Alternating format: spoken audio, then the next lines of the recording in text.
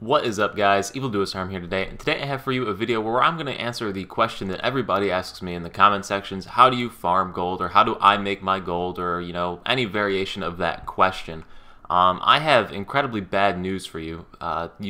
There's no like farming gold method that's in the game anymore, right? After the crafting revamp, they got rid of the whole material farming, they got rid of all the item farming, so you're basically stuck having to run your daily dungeons. That being said, there are some dungeons that pay more, and these are the ones that I run, so I will share you my dungeons that I run. Basically, first thing I do is I go over to my weekly challenge and I run the weekly challenges on as many characters as I can. So I have 10 characters. I know this doesn't apply to everyone, so just take it for what you have. Basically, I have 3 characters that can run all 3 of these dungeons. So I can run the Snowjade Forest, Fallen Realms to School, and Dawn of Kandavihar. Those 3 dungeons net you 35.88 gold for a non-premium member, plus a whole bunch of upgrade materials. You get 9 of these boxes that have the random chances at the great items down there. So yeah, so that's my first step of my farming for my gold per character, right? So I'll run my weekly dungeons on all of my characters that can run them. That being said, so I've got the 3 that can run all 3. I'll move into my next set of, I think, 2 or 3 characters can run these 2, Dawn of Kandavihar and Fallen Realms to School, pretty easily. So I'll get into raids for those and run those 2, and then my remaining characters I just run Dawn of Kandavihar on it. All said and done, that earns me about 200 gold a week running these dungeons here. So, and it takes me like a day of my time.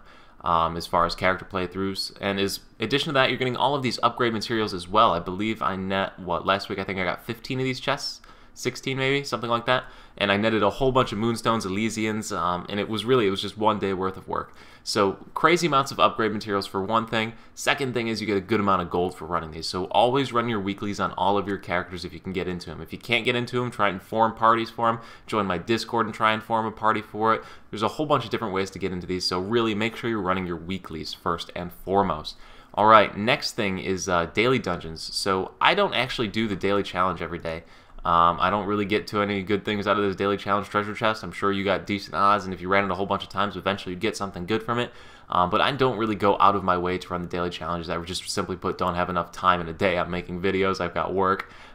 So I do run a set rotation of dungeons, however, and those dailies that I run are Cold Storage, Ebendrake Citadel, Desolate Tomb, Naryu Foundry, and then on my higher characters I'll run Naryu Sanctum and Starstone Mines.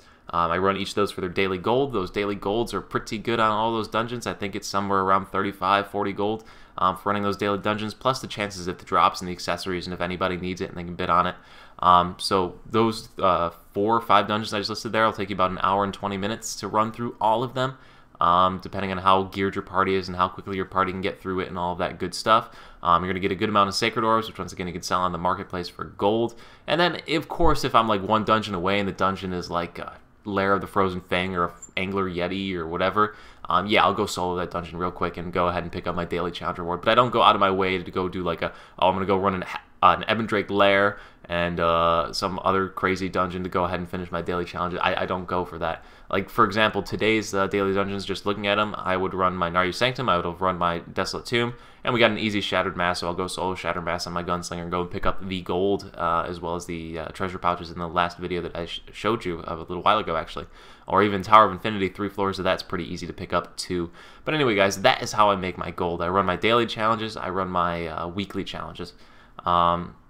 It's really that simple. It's going to net me about 800 gold, 700 gold a week just running through all of those on my characters that I have time to run through anyway. Of course, I only play this game for about 3.5 days a week, though, because of work and everything.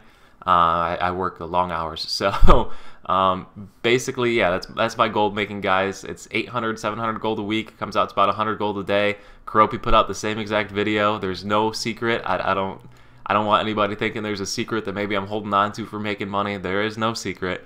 You run your weeklies, you run your dailies. There's no farming, no crazy methods. I know this video is a bit of a disappointment. That's why I tried to tell you right at the start of the video so you didn't watch through it all expecting some magical thing. But anyway, guys, thanks for watching. I look forward to seeing you at the next video. Peace.